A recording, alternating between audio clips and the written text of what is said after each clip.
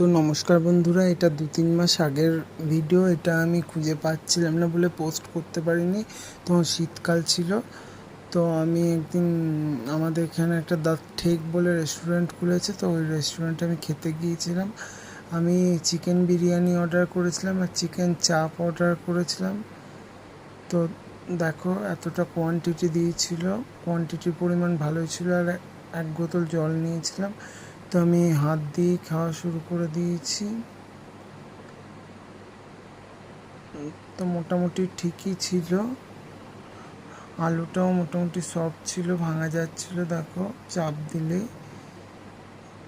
আর একটু ভালো হতে পারতো। তারপর আমার হাতে একটা কি অসুবিধা হচ্ছিলো, ওই জন্য আমি চামচে করে খেলাম।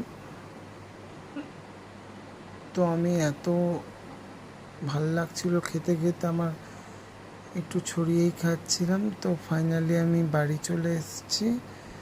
তো এই ছোট্ট খাবার ভিডিওটা কেমন লাগলো তোমাদের অবশ্যই জানাবে।